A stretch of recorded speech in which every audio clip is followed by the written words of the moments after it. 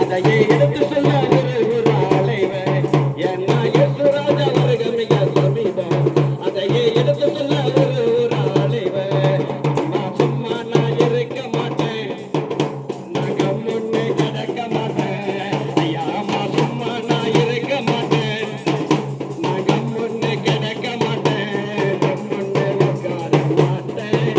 நான் உம்முன்னு இருக்கவும் மாட்டேன் கம்முன்னு உட்கார மாட்டேன்